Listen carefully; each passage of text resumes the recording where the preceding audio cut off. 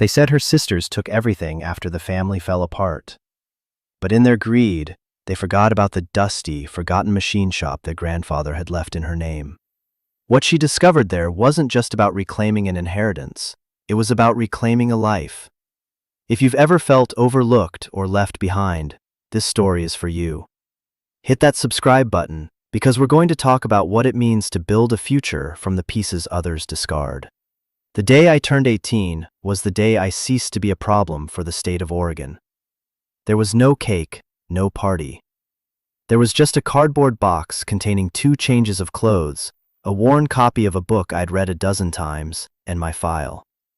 My entire life, reduced to a manila folder held together by a straining rubber band. Ms. Albright, my case manager for the last 3 years at the group home, handed it to me with the same weary resignation she used for everything. Her office smelled of stale coffee and institutional beige. "This is it, Maya," she said, not looking up from her computer screen. "You're officially an adult. Congratulations." The word hung in the air, hollow and metallic. I clutched the box to my chest. "What now?" "Now you're free," she said, finally swiveling in her chair. Her eyes were tired, but there was a flicker of something in them. Pity, maybe, or just the exhaustion of seeing so many kids like me cycle through this door. "You have your bus ticket, your final stipend check, and this." She slid a thick, cream-colored envelope across the desk. It was heavy, made of expensive paper that felt alien in this world of cheap photocopies and government forms. My name was written on the front in elegant, unfamiliar script. "What is it?" I asked, my voice barely a whisper. "It came a week ago, from a law firm. Instructions were to give it to you on your 18th birthday. No sooner." She shrugged, a small, helpless gesture. "Probably just some formality. Final paperwork from your parents' estate. Don't get your hopes up. Don't get your hopes up." It was the unofficial motto of my life. After our parents died, my older sisters, Chloe and Amber, had been my guardians. For about a year. They were already in their early 20s, and a teenage girl was an inconvenience they hadn't signed up for. They made that clear. They were quick to liquidate everything. The house, the car, our parents' belongings. They fought over jewelry I only vaguely remembered our mother wearing, over furniture, over insurance payouts. I was just another asset to be dealt with, and when the money was gone, they found me a new home. With the state, they said it was for the best. For my stability. I hadn't heard from them in 2 years. Not a call, not a card. They took everything, and then they took themselves away too. So, Ms. Albright was probably right. This envelope was just a final, bureaucratic ghost. "Thanks," I mumbled, stuffing the envelope into my jacket pocket. The weight of it felt strange, a solid, unknown thing against my ribs. "Good luck, Maya," she said, and for the first time, her voice sounded genuine. She stood up and walked me to the door of the facility, the place I'd called home for 5 years. The lock buzzed, a harsh, grating sound that had been the soundtrack to my adolescence. The cold morning air hit me like a physical blow. The sky was a flat, unforgiving gray, the kind that promised a long, drizzling rain. I stood on the sidewalk with my box and my bus ticket, a ghost in my own life. The bus station was 6 blocks away, 6 blocks to the beginning of what? I had enough money for a month's rent in a shared room somewhere in Portland and a few weeks of groceries. After that, I was a blank page, a terrifying, empty, blank page. I walked. I didn't look back. There was nothing to look back at. The bus station was a chaotic symphony of hurried goodbyes and weary greetings. I found a hard plastic seat in a corner, placed my box at my feet, and pulled out the envelope. My hands trembled slightly as I broke the wax seal on the back, a deep blue stamp with an intricate A in the center. Inside there was a letter, typed on the same heavy paper. Abernathy and Sons, attorneys at law. The name meant nothing to me. Dear Ms. Maya Jensen, my name is Arthur Abernathy. I was the personal attorney and friend to your late maternal grandfather, Mr. Elias Vance. I am writing to you on this, your 18th birthday, as per his final and most insistent instructions. My grandfather, Elias. I barely remembered him. He had been a quiet, gruff man with hands stained by grease and a smell of metal that clung to him like cologne. He and my mother were estranged for reasons no one ever explained to me. He'd passed away almost 7 years ago, a year before my parents' accident. I remembered a brief, awkward funeral that my mother cried all the way through. My sisters had complained about the drive. Upon his passing, the letter continued, Mr. Vance left the bulk of his modest estate to be divided among his grandchildren. I am aware that your legal guardians at the time, your sisters Chloe and Amber Jensen, oversaw the liquidation of these assets on your behalf. A small trust was established, which I believe was depleted for your care over the years. Depleted for my care. That was a gentle way of putting it. I imagined Chloe and Amber saw it as their rightful compensation for the burden of my existence. A bitter taste filled my mouth. However, there was one specific provision in your grandfather's will that was non-negotiable and structured in such a way that it could not be accessed, altered, or sold by any guardian. It was to be held in trust, and its existence revealed to you only on the day you came of age. Your grandfather was a man of particular foresight. My heart started to beat a little faster. He has bequeathed to you, and you alone, the deed and all holdings related to his business, Vance & Son Machining, located at 14 Ironwood Lane in the town of Northwood, Oregon. I read the sentence again and again. Vance & Son Machining. I remembered the name. It was the place he was always going to or coming from. My mother had spoken of it with a strange mix of resentment and nostalgia. A dirty, loud, failing business, she'd called it, a money pit. The property includes the main workshop, a secondary storage barn, and the half-acre of land upon which they sit. According to the town's recent zoning assessments, the land itself is of some value.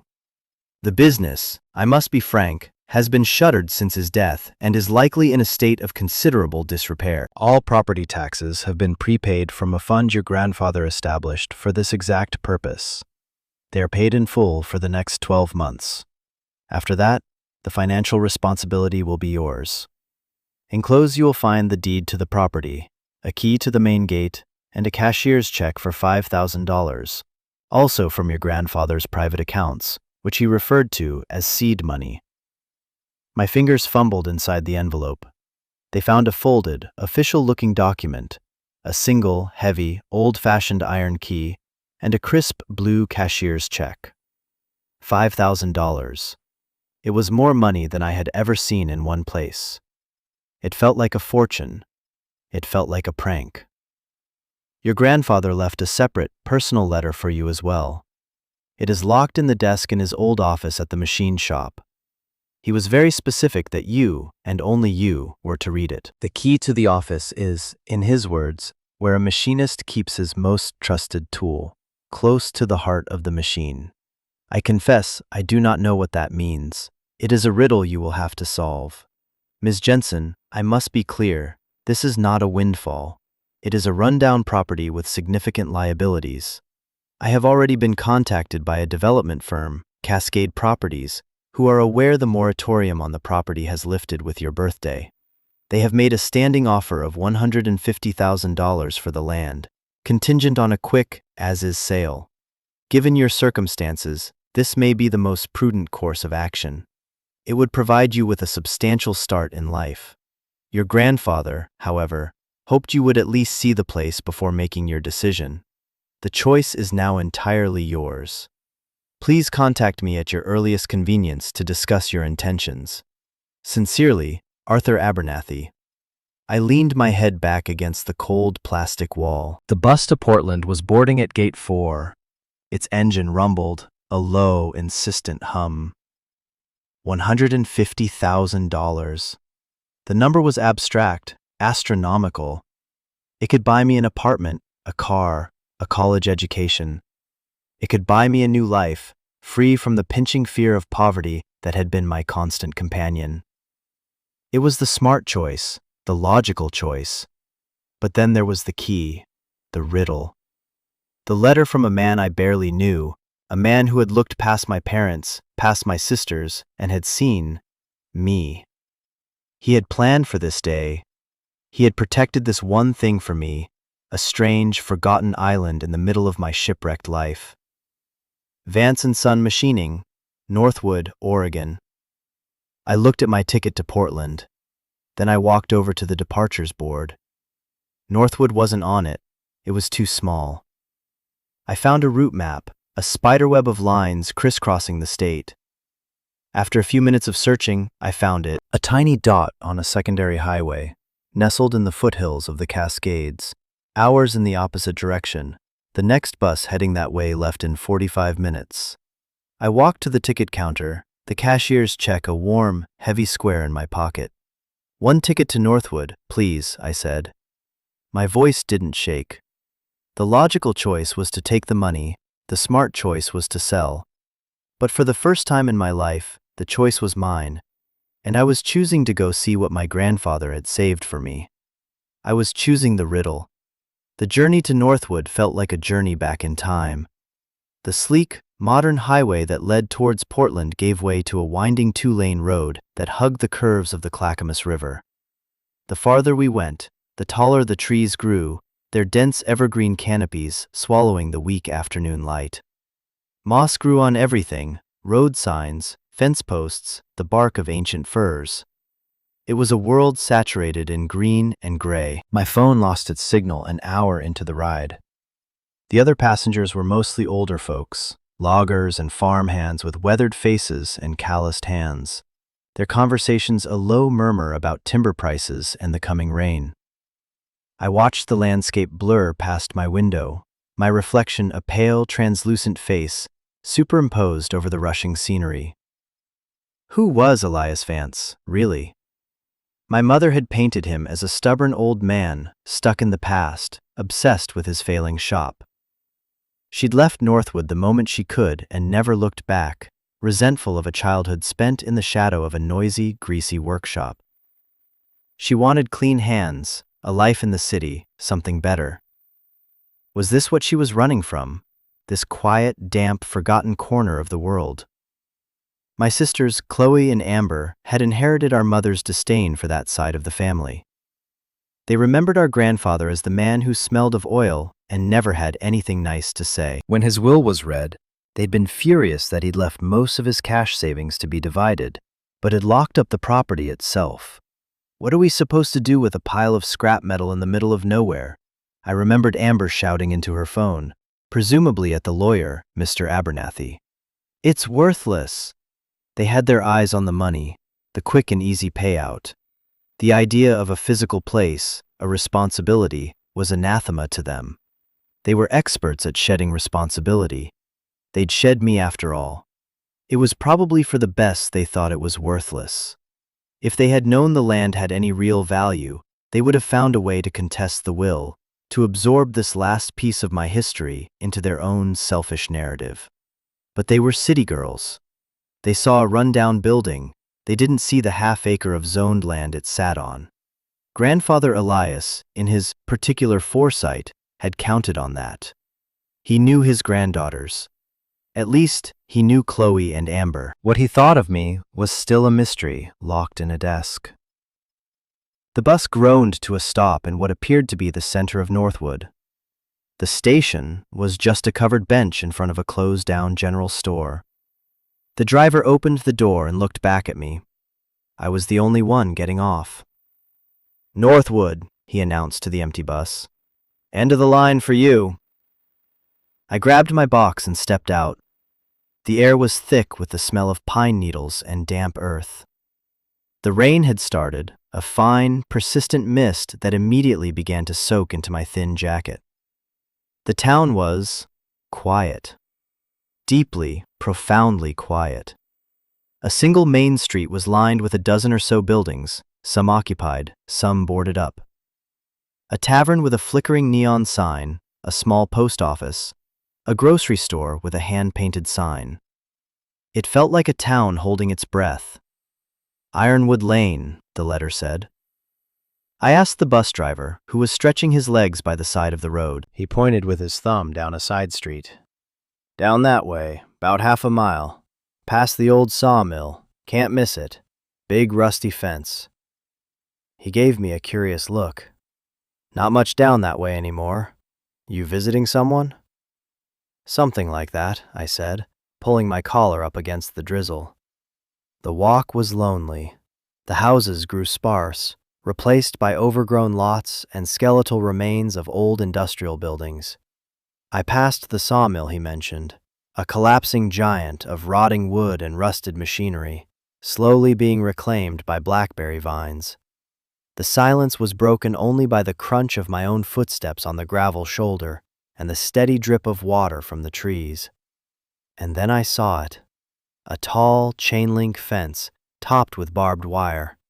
The metal was covered in a uniform coat of reddish-brown rust. A huge, padlocked gate blocked the entrance, with a faded sign hanging crookedly from one corner. Vance and Son Machining. The sun was almost completely weathered away, a ghost of a word. This was it, my inheritance. It was worse than I'd imagined. From the gate, I could see the main workshop. It was a long, low building made of corrugated metal, its roof sagging in the middle like a tired old man's shoulders. Every window was caked with years of grime, and several were broken, dark eyes staring out into the rain. Beside it stood the barn, a more traditional wooden structure whose red paint had peeled away to reveal gray, weathered planks. The entire property was choked with weeds, tall grass, and the ever-present blackberry bushes, their thorny tendrils climbing the walls of the buildings as if trying to pull them back into the earth. A wave of despair washed over me. Mr. Abernathy was right. This wasn't a windfall. It was a ruin. The $150,000 offer from the developer suddenly felt very real, very tangible. It was a lifeline. This place was an anchor. But I had come all this way. I had to see it through. I pulled the heavy iron key from my pocket. It felt ancient in my hand. The padlock on the gate was enormous, a solid block of rust. For a moment, I was sure the key wouldn't work. It looked like nothing could open this lock. But I slid the key in. It resisted, gritty with corrosion. I put my shoulder into it, twisting with all my might. There was a horrible screech of protesting metal, a loud, echoing clank, and the lock sprang open. The sound was shockingly loud in the quiet afternoon. It felt like waking something up. I pushed the heavy gate inward. It groaned on its hinges, scraping a rusty arc into the gravel driveway. I stepped inside and pulled it shut behind me, the sound of the latch clicking into place feeling strangely final. I was in. I walked slowly up the drive, my sneakers sinking slightly into the damp gravel. The scale of the place was intimidating. The main workshop was bigger up close, a hulking metal beast. A set of large, rolling bay doors dominated the front, sealed shut. A smaller, single door stood to the side. I tried the handle. Locked. Of course. There were no other keys on the ring Mr. Abernathy had sent. I peered through one of the grimy windows. The inside was a cavern of shadows, filled with the hulking silhouettes of enormous machines. Lathes, presses, drills. Monsters of iron and steel sleeping under a thick blanket of dust. Beams of weak light cut through the gloom from the broken panes high up, illuminating swirling dust motes like constellations in a dark galaxy. The air inside the glass had a stillness, a sense of preserved time. I made my way around the side of the building, pushing through wet weeds that soaked my jeans to the knee. The back of the shop was just as imposing. Then I saw it. Tacked to the smaller employee entrance door was a piece of paper, protected by a plastic sleeve. It was a formal notice. Cascade Properties, LLC. Official offer of purchase. It listed the property details, the offer amount, $150,000, and a contact number. At the bottom, a handwritten note. Offer expires in 30 days. We are prepared to close immediately. Call us, and let's make this easy for you. Easy. Just sign a paper, take the money, and walk away. Leave this wreck to the bulldozers. It was so tempting. It was the same thing to do. My gaze drifted from the notice to the building itself. What was I even looking for? A riddle. Where a machinist keeps his most trusted tool, close to the heart of the machine. The heart of the machine. What did that even mean? The engine? The control panel? I was no machinist. I didn't know the first thing about any of this. I walked over to the barn. The big double doors were held shut by a simple wooden beam, swollen with damp. It took all my strength, but I managed to lift it out of its brackets. With a groan, one of the doors swung inward into darkness. The smell that rolled out was different from the workshop. Not oil and metal, but hay, dust, and something else. Something faintly sweet, like sawdust from a fresh-cut pine. I hesitated at the threshold, then stepped inside. The light from the open door did little to pierce the gloom. As my eyes adjusted, I saw that the barn was mostly empty. A few stacks of rotting lumber, some old tires, empty oil drums.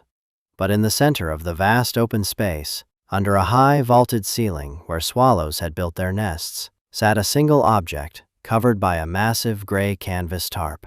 It was the size of a small car, but its shape was all wrong. It was lumpy and angular. Curiosity overriding my caution, I walked over to it. I grabbed a corner of the heavy, dusty canvas.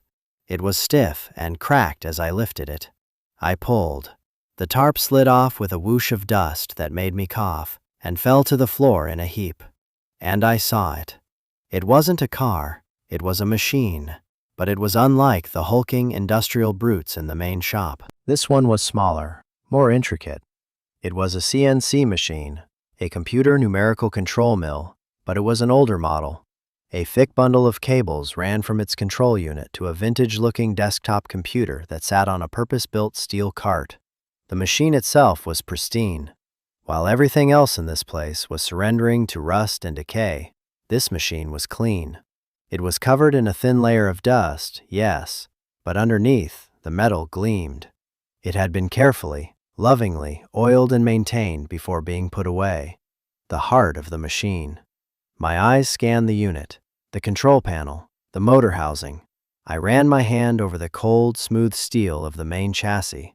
And then I saw a small, almost invisible seam. A small panel right on the front of the base, below the main work area. It wasn't a standard access panel. There were no screws or latches. It was just a perfectly flush rectangle of steel. I pushed on it. Nothing. I ran my fingers along the edge, feeling for a catch. Near the bottom corner, my nail caught on a tiny, almost microscopic indentation. I pressed it. With a soft, pneumatic hiss, the panel popped open 1/4 of an inch. My breath caught in my throat. I pried the small door open with my fingertips. Inside was a small, hollow compartment lined with felt.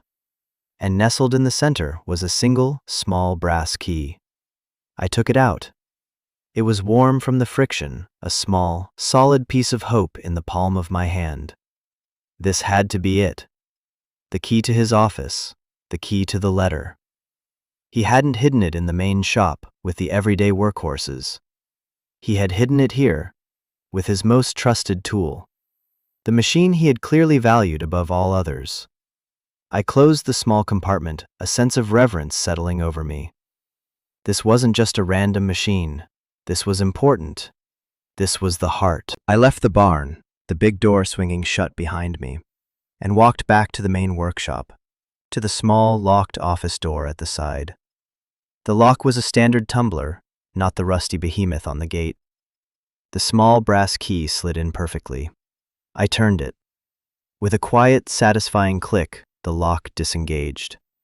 I took a deep breath, my hand on the cold doorknob. For 5 years, my life had been decided for me. Where I lived, what I ate, who I saw. It had been a life of locked doors. Now, here was a door that only I could open. Whatever was inside, it was the start of something. Or the end of everything. I turned the knob and pushed the door open. The air that greeted me was stale, but it lacked the industrial sharpness of the main shop floor. This was the scent of old paper, worn leather, and faint, lingering pipe tobacco. It was a human smell. The office was small, cramped, and felt like a time capsule from a bygone era. A single window, as grimy as the others, let in a sliver of gray light, illuminating a world of dark wood and shadows. A large, imposing wooden desk dominated the room. It was covered in a fine layer of dust, but underneath I could see organized stacks of papers, a Rolodex, a heavy black telephone, and an old green banker's lamp. Behind the desk was a worn leather chair, its surface cracked and faded. It looked like it held the permanent impression of the man who had sat in it for countless hours. The walls were lined with bookshelves, crammed with technical manuals, engineering textbooks, and binders full of schematics. This was the nerve center of the whole operation. My eyes were drawn to the desk. There, in the very center, was a long, flat, lacquered wooden box. It wasn't dusty, it was clean, as if it had been wiped down only recently. But that was impossible. No one had been in here for 7 years. I walked over and ran my fingers over the smooth, dark wood. There was a small, simple lock on the front. I didn't have a key for this one. I tried to lift the lid, but it was secure. I felt a surge of frustration. Another lock? Another riddle. My gaze fell back to the desk, to the chair. I walked around and slowly, tentatively, sat down. The leather sighed under my weight. From this vantage point, I could see the whole room, the whole tiny kingdom Elias Vance had ruled. My eyes scanned the desk again. The lamp, the phone, the Rolodex, and a heavy, ornate metal letter opener lying in a groove next to the pen holder. I picked it up. It was solid, beautifully crafted. I looked at the lock on the box. It was small. The tip of the letter opener. It was a long shot. I slid the pointed tip into the keyhole. It was a loose fit. I wiggled it gently, feeling for the tumblers. I had no idea what I was doing, just mimicking scenes from movies. I twisted. Nothing. I jiggled it again, applying a slight upward pressure. There was a tiny click. I held my breath and tried the lid. It lifted. Inside, resting on a bed of faded blue velvet, were 2 things. A stack of envelopes bound together with a simple string, and a small, handheld cassette recorder. Next to it was a single cassette tape labeled in my grandfather's spidery handwriting, "For Maya." My hands were shaking now. This was it, the real message. I ignored the tape recorder for a moment and reached for the letters. The top envelope was also addressed to me. I carefully untied the string and lifted it out. The paper was thick, the same quality as the lawyer's letter. I unfolded it. The page was filled with the same handwriting as the label on the tape. My dearest Maya, if you are reading this, then it means several things have happened. It means I am long gone. It means you have turned 18 and are finally free from the so-called care of the state. And it means you were clever enough and curious enough to find my key and open this desk. I had a feeling you would be. I saw it in you, even when you were just a little thing. A quiet watcher, a thinker. I had to stop and take a breath. To be seen, even by a memory, was so overwhelming it felt like a physical weight on my chest. I imagine you were standing in my old office, looking around at this mess and wondering what on earth a teenage girl is supposed to do with a heap of rusted metal and a mountain of debt. I imagine a lawyer has already told you about the offer from the developers. $150,000. It sounds like a king's ransom, doesn't it? Enough to wash your hands of this place, of me, of all of it, and start fresh. I want you to know right now that if you take that money, I will not blame you. Your life has been hard enough. You deserve an easy path if you want one. But I am hoping you don't. I am hoping you'll read on. I need to tell you some things I should have told your mother a long time ago. Things that might explain why I had to do this way. Your mother, she hated this place. She saw it as a prison of noise and grease. She didn't understand what it was. This shop, it wasn't just my business, Maya. It was my freedom. I started it with your grandmother, with nothing but a small loan and a single lathe I bought from a scrapyard. It was our dream, and for a while it was a good one. We built things, we were respected. But times changed. The big mills closed. The town started to die. And I made some mistakes. I took on a partner, a man named Frank Garrison. He was smooth, convincing. He promised to modernize us, to bring in new contracts. Instead, he bled the company dry from the inside, cooking the books and taking out loans against the business that I didn't know about. By the time I discovered what he'd done, it was too late. He vanished, leaving me with a mountain of debt and a business on the verge of collapse. The son in Vance & Son was him. I took his name off the sign, but I couldn't take away the damage he'd done. Your mother saw only the failure, the struggle. She didn't see the fight. She left for the city, for your father, and she wanted nothing to do with my mess. I don't blame her, but after she was gone, I kept fighting. I worked day and night, not to get rich, but to pay down the debts Frank had left, to get the title to this land free and clear, because I knew, deep down, that the land was the only thing of real value I had left. I looked up from the letter, my eyes tracing the water stains on the ceiling. I could almost hear the ghosts of the machines humming, feel the vibration of the work he had poured into this place. It wasn't a failure, it was a battlefield. When you were born, things changed for me. I had a granddaughter, and then 2 more. I watched you 3 grow up from a distance. I saw how your parents spoiled Chloe and Amber, how they gave them everything they asked for, and I saw how they mostly ignored you, the quiet one in the corner. You weren't loud enough.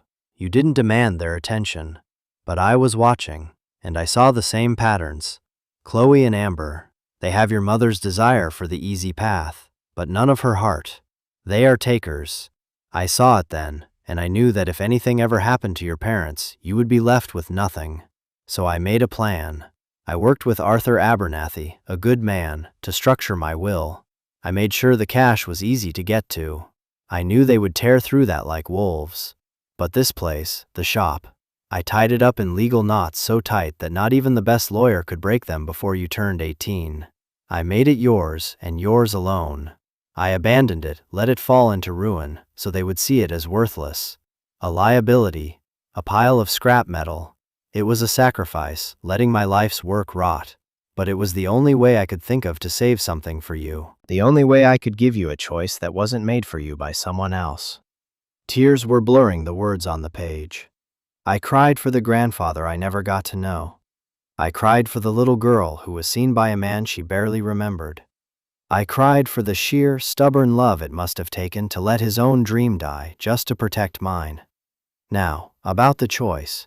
You can take the developer's money. It's a clean break. Or you can have this place. And you're probably thinking, what good is a broken-down shop? But this place isn't what it seems, Maya. The debt I told you about, the one from Frank Garrison, I paid it off. Every last cent. It took me 10 years, but I did it. The title is clean, the land is yours. The machinery, most of it is old, but it's solid, it works. And there's more. I didn't just pay off the debt, I saved. Anything extra I made, any side job, I put it away. Not in a bank your sisters could find, somewhere safe. This is the most important part, so read carefully. The real inheritance isn't this building, it's a chance. The other letters in this box will explain the details. The schematics, the contacts, the plan I was working on before I got sick. But first, I want you to listen to the tape. I wanted you to hear my voice. I wanted to tell you this myself. My hand reached for the small cassette recorder. It felt impossibly heavy. I clicked open the compartment and slid the tape inside. My finger hovered over the play button. The silence in the room was absolute, broken only by my own ragged breathing and the gentle patter of rain against the window pane. I was afraid of what I would hear, afraid of the responsibility in his voice, afraid that it would be too much. The developer's offer felt like a siren song. $150,000.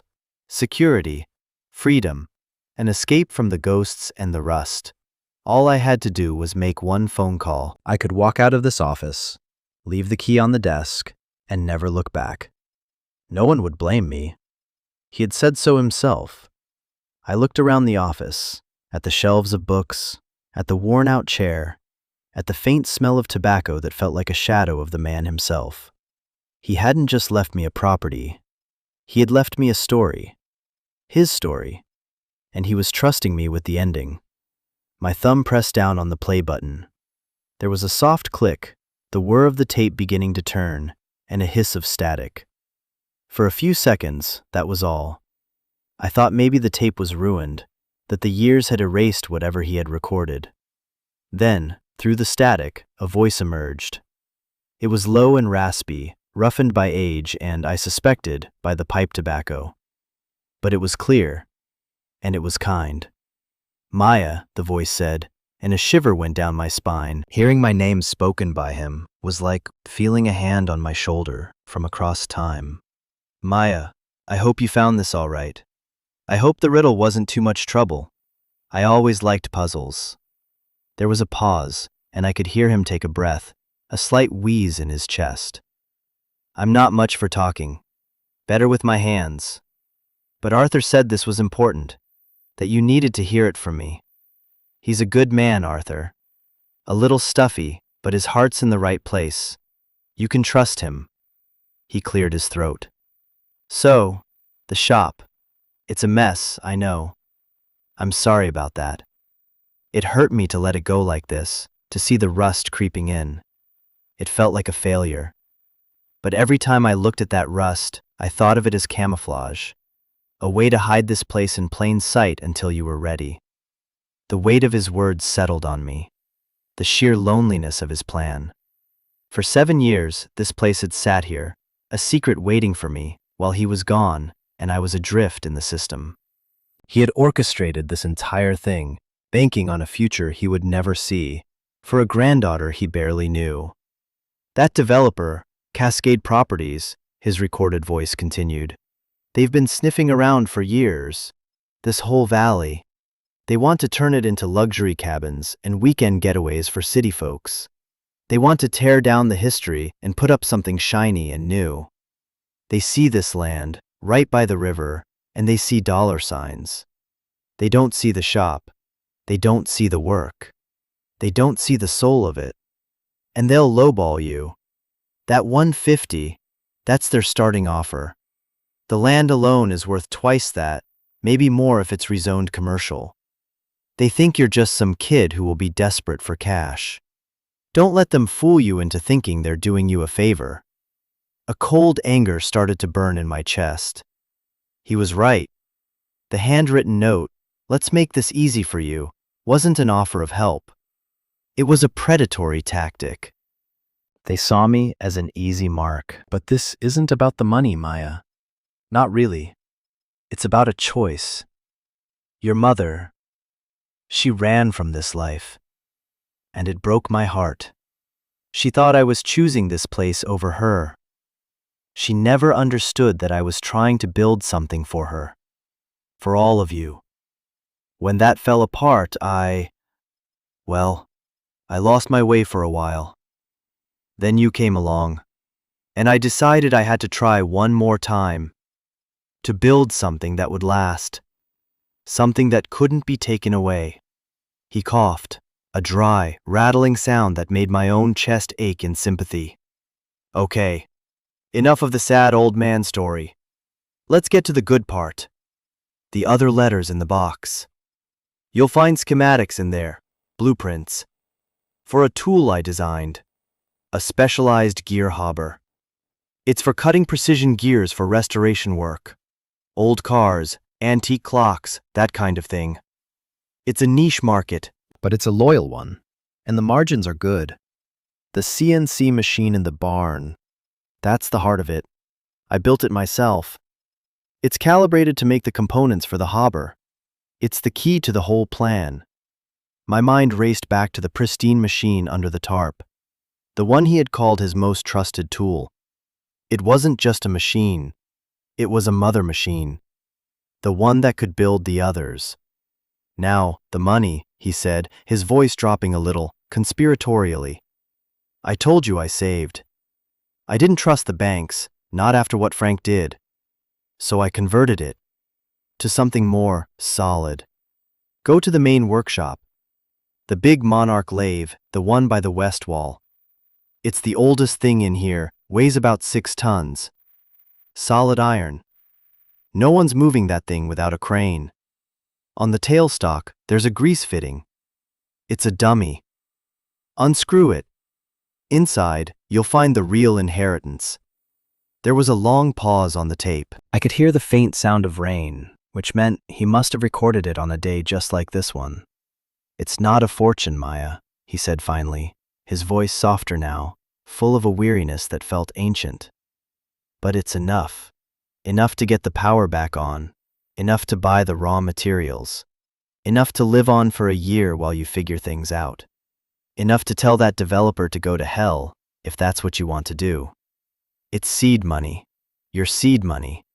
You can use it to plant a new life here, or you can take it and plant it somewhere else. The choice is yours. It was always meant to be yours." The tape clicked and went silent. The whirring stopped. I sat there in the dark office, the silence ringing in my ears. My mind was reeling. A plan, a hidden machine, a secret stash of money. It was like something out of a novel. But the dusty office was real. The heavy key in my pocket was real. The raspy voice on the tape was real. This was my crisis point. The crossroads he had so carefully constructed for me. On one path was a check for $150,000, maybe more if I haggled, and a clean, simple, easy exit. A new life, unburdened by the past, by rust and responsibility. On the other path was this: a decaying building, a cryptic set of blueprints, and a ghost's last-ditch hope. It was a path of immense work, of uncertainty, of fighting against developers and my own inexperience. It was the harder path, by far. For a moment, the easy path was all I could see. I could be on a bus out of this dying town by morning. I could find an apartment in a city where no one knew my name or my story. I could be anonymous and safe. For my entire life, I had craved safety, stability. The system had given me a version of it, but it was a cold, sterile safety that came at the cost of freedom. The money was a different kind of safety, a warm, empowering kind. But then I thought of my grandfather, alone in this shop, meticulously cleaning and oiling a single machine, while he let the rest of his world crumble around it. I thought of him unscrewing a grease fitting and carefully packing away his savings, a little at a time, betting it all on a future he'd never see. He hadn't just left me money or a building, he had left me his trust. He had looked at the quiet girl in the corner and trusted her to be strong enough, smart enough, brave enough. He trusted me to understand that some things are worth more than their sale price. My sisters had taken the easy path. They had liquidated our past for cash. They saw our family home as a dollar amount, our parents' belongings as items to be appraised. They would have sold this place without a second thought. And in that moment, I knew I couldn't be like them. I wouldn't. My decision settled over me not like a lightning strike, but like a slow, deep breath. It was a quiet certainty that filled the empty spaces inside me. I stood up from the desk. I didn't have a plan.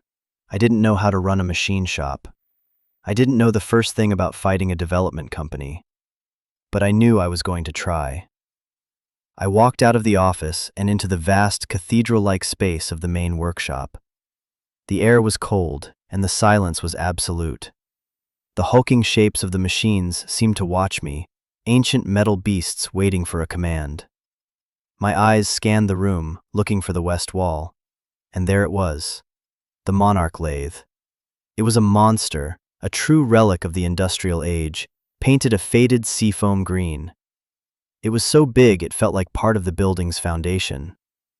I walked toward it, my footsteps echoing in the cavernous space. I found the tailstock, the part of the machine that supported the far end of the workpiece. It was covered in a thick layer of grime and hardened grease. I ran my hand along it, searching for the grease fitting. I found a half-dozen of them, small metal nipples for attaching a grease gun. I tried to unscrew the first one with my fingers. It wouldn't budge. The second was the same. They were all frozen solid with age and neglect. Then I saw it. One fitting, slightly cleaner than the others. It was tucked away on the underside, almost out of sight. The dummy. I gripped it tight. It felt different, not as gritty. I twisted. It turned. My heart hammered against my ribs.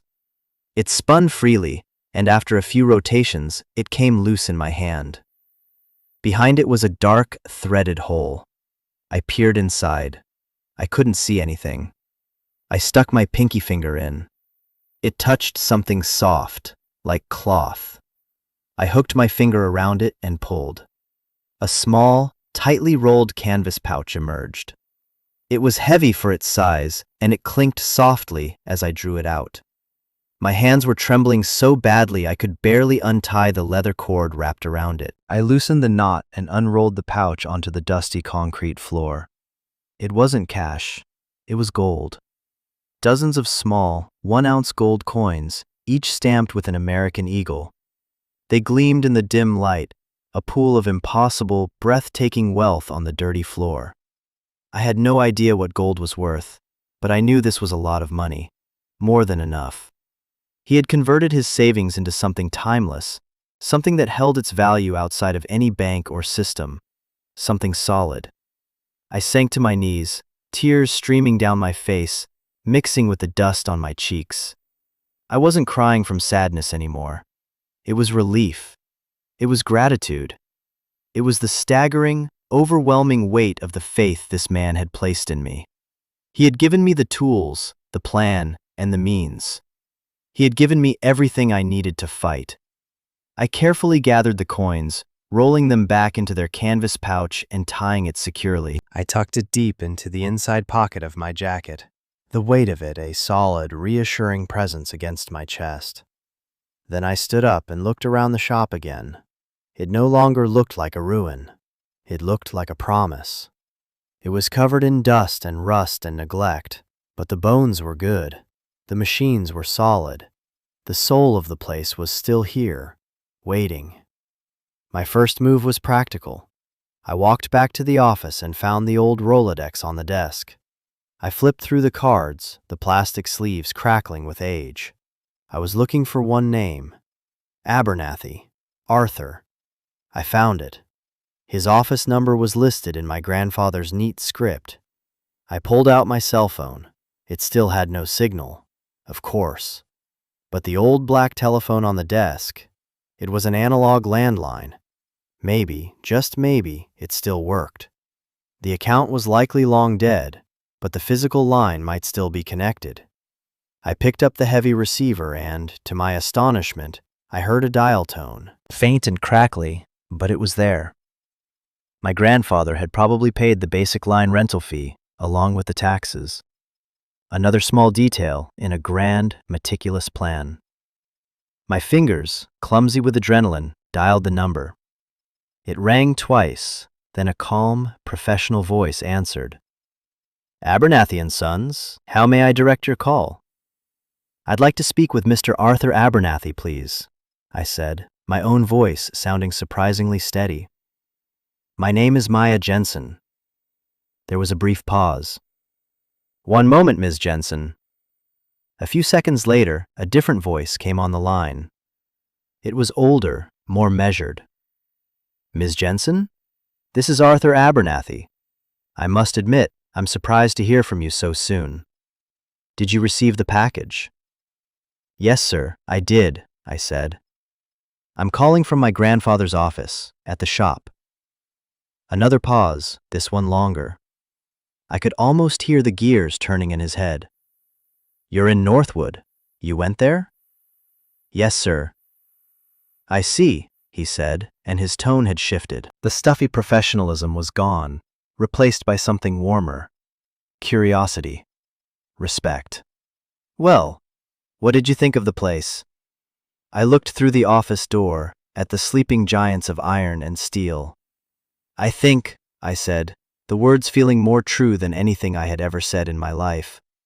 It has potential. I could hear him smile through the phone. Your grandfather thought so too. So have you considered the offer from Cascade Properties? I took a deep breath. Yes, I have. Please tell them for me that the property is not for sale. not for any price. This time, the silence on the other end of the line was one of pure, unadulterated shock. Finally, he let out a low whistle. "Maya, are you sure about this?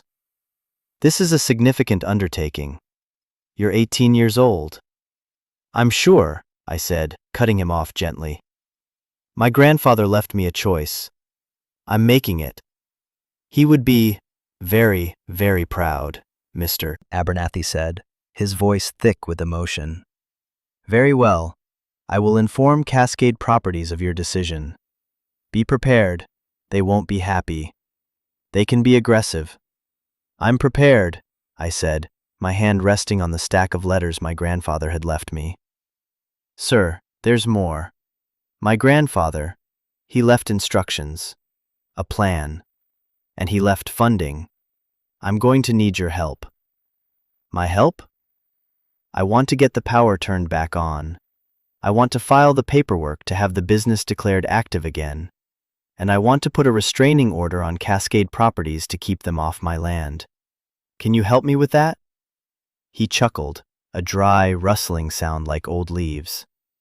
"Ms. Jensen, Maya, it would be my absolute honor." That phone call was the beginning. The next few weeks were a blur of activity. Mr. Abernathy was as good as his word. He handled the legal side with a quiet, fierce efficiency. The power company came and reconnected the shop, and the cavernous space was suddenly filled with the hum of transformers and the glow of the few light bulbs that still worked. I spent my first night on a cot in the office, wrapped in a sleeping bag, listening to the unfamiliar sounds of the building coming back to life. It felt less like a haunting and more like a greeting. The first thing I did with the money was practical. I cashed a single gold coin in a neighboring town where no one knew me. The look on the broker's face was something I'll never forget. With the cash, I bought groceries, a new sleeping bag, heavy-duty work clothes, and a truck. It was an old, beat-up Ford, its paint faded and its engine noisy, but the bed was big enough to haul supplies. It felt like the right kind of vehicle for this place. I spent my days cleaning. Years of dust and grime had to be conquered.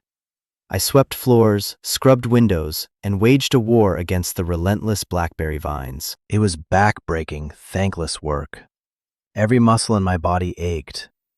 But with every square foot of concrete I reclaimed from the dirt, I felt like I was reclaiming a piece of myself. I was making my mark on the place. It was becoming mine, not just in name, but in sweat. The phone call from my sister came about a week after I'd rejected the developer's offer. It was Chloe. I didn't recognize the number, so I answered. "Maya?" Her voice was sharp, laced with an annoyance that was instantly familiar. "What the hell do you think you're doing?" "Chloe," I said, my own voice flat. "To what do I owe the pleasure? Don't get smart with me. I just got a call from some lawyer, Abernathy. He said you're refusing to sell Grandpa's old junkyard. They offered you $150,000. Are you insane?" "It's my property, Chloe. I decided not to sell." "Your property?" she scoffed. "It's a pile of worthless junk. We could have used that money. Amber and I. We looked after you. We had expenses. That money belongs to the family. You stopped being my family the day you dropped me at the group home and never looked back," I said, the words coming out colder and harder than I intended. The will was clear. The shop is mine. The decision is mine. "You ungrateful little brat," she hissed. "You'll regret this. That place is a money pit. It'll bury you. When you come crawling back, don't expect any help from us." "I won't," I said, and I hung up. My hand was shaking, but I felt a strange sense of calm. The threat was empty. She had no power over me anymore. The Chloe I remembered was a terrifying figure, an authority who held my entire world in her hands. The Chloe on the phone was just a bitter, greedy woman, angry that she'd overlooked a winning lottery ticket. My grandfather had seen it. He had known this call was coming, in one form or another, and he had given me the strength to withstand it. With the legal protections in place and the initial cleaning done, I turned my attention to the letters. I spent my evenings in the office, under the glow of the banker's lamp, poring over my grandfather's plans. The schematics for the Gearhaber were complex, a beautiful and intricate dance of lines and numbers. I didn't understand most of it, but he had left more than just blueprints. He had left a curriculum. The other letters were instructions. Start with this book, Machinery's Handbook, 28th edition. Read chapters 4 and 5. They cover basic lathe operation. Then, practice on the small Logan lathe, not the Monarch. I've left some scrap aluminum stock in the bin beside it. Make a cylinder, then make a cone, then try to cut a thread. He had laid out a complete apprenticeship for me from beyond the grave. Letter by letter, he guided me. He told me which machines to learn first, what to read, what to practice. He even left notes on which local suppliers were honest and which ones would try to rip me off. So I began. I found the 28th edition of the Machinery's Handbook on the shelf. It was as thick as a Bible and twice as dense. I read. I took notes. And then, with my heart in my throat, I turned on the small Logan lathe. The hum of the electric motor filled the shop. It was terrifying and exhilarating. My first attempts were clumsy, laughable. I ruined piece after piece of aluminum, but slowly, painstakingly, I learned. I learned the feel of the controls, the sound of the cutting tool biting into metal, the smell of the cutting fluid. I learned to make a cylinder. I learned to make a cone. And after a week of trying, I cut my first perfect thread. I held the small, gleaming piece of metal in my hand, its spiral grooves catching the light, and I felt a surge of pride so fierce it almost brought me to my knees. I had made something. With my own 2 hands, I had transformed a raw piece of stock into something precise and useful. I wasn't just cleaning my grandfather's shop anymore. I was learning his trade. I was continuing his work. The town of Northwood, which had at first seemed so quiet and empty, slowly began to reveal itself to me. The owner of the grocery store, a woman named Sarah with kind eyes and a quick smile, started asking about the shop. The old man who ran the gas station, Hank, who had known my grandfather, would stop by my fence and just watch me work, a thoughtful expression on his face. One afternoon, Hank pulled up in his old pickup while I was struggling to replace a rotten board on the barn wall. Elias was a stubborn mule, he said, leaning against the fence. He wasn't asking a question. So I'm learning, I said, wiping sweat from my forehead. Heard you told Cascade Properties to shove off, he said, a grin spreading across his weathered face. Good for you. We've been fighting those vultures for years. They bought up the old sawmill land. They're just waiting to swallow the rest of the valley. Well, they're not getting this piece, I said. He nodded, looking at the half-repaired barn. You need a hand with that? You're never going to get that beam seated by yourself. I hesitated. My instinct, honed by years of self-reliance, was to say no, but I looked at the heavy beam, and then at his surprisingly strong-looking arms. Yeah, I said. I'd appreciate that. That was another beginning. Hank started coming by a couple of times a week. He didn't say much, but he'd help me with heavy lifting, or point out a tool I was using wrong, or just share a thermos of coffee with me while we sat on the tailgate of his truck. He told me stories about my grandfather, about the town in its heyday. He helped me see the place not as a ruin, but as a living history. Through Hank, I met others. A retired electrician who helped me rewire the main breaker panel in exchange for a promise of some custom parts once I was up and running. A young woman who ran a small organic farm down the road, who would trade me fresh vegetables for help fixing her irrigation pump. A small, quiet community began to form around me, a network of support built on mutual respect and a shared desire to keep Northwood from becoming another ghost town. Months turned into a year. The shop was transformed. The windows were replaced. The roof was patched. The floors were clean. The machines, one by one, were being brought back to life. I had followed my grandfather's curriculum to the letter. I could operate the lathe, the mill, the drill press. I was still clumsy, still learning, but I was a machinist. The CNC machine in the barn was the last piece of the puzzle. It was my final exam. Following his notes, I booted up the old computer. The screen flickered to life, a green-on-black DOS prompt. I loaded the program he had written. And then, I started machining the components for the gear hopper. It took me weeks. I worked with a focus I didn't know I possessed, my hands steady, my mind clear. The day I assembled the final piece of the hopper, I felt my grandfather's presence in the shop more strongly than ever. It was a beautiful machine, smaller than I'd imagined, but intricate and perfect. A testament to his genius and his faith in me. My first official job was a small one. Hank knew a guy in Portland who restored vintage motorcycles. He needed a specific, obsolete gear for a 1940s Indian chief. No one made it anymore. I spent a week doing the calculations, setting up the hopper and making the cut. When it was finished, I held it in my hand. A perfect, hardened steel gear. I mailed it to the client. A few days later, a check arrived in the mail for $500.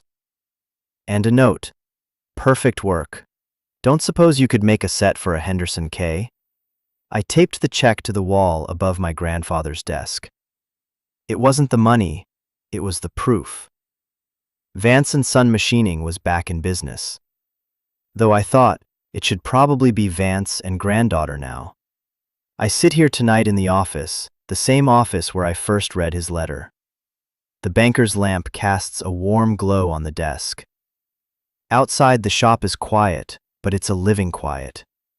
It's the hum of oiled machinery at rest, not the silence of decay. The check is still on the wall, now joined by a dozen others. I have work lined up for the next 6 months. I'm not rich. I still drive the same beat-up Ford. I still live in a small room I built for myself in a corner of the barn. But I'm home. I have a purpose. I have a community. I have a future that I built with my own 2 hands, from the scraps that everyone else discarded. My grandfather left me an inheritance, but it wasn't the land, or the machines, or even the gold coins.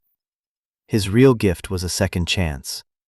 He gave me a place where I could fail and try again, a place where I could learn who I was supposed to be.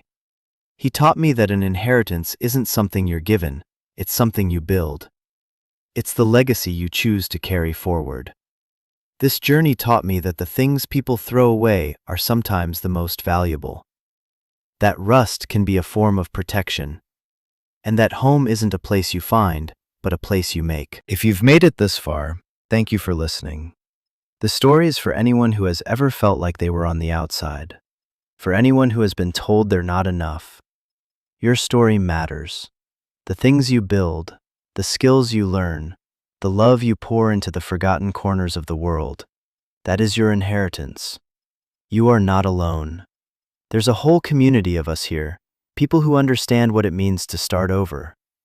So please, subscribe to the channel and share your own story in the comments below. Tell me about a time you found value where no one else saw it. I'll be reading every one. Because we all have a machine shop, a forgotten place waiting for us to find the key and bring it back to life. You just have to be brave enough to turn the lock.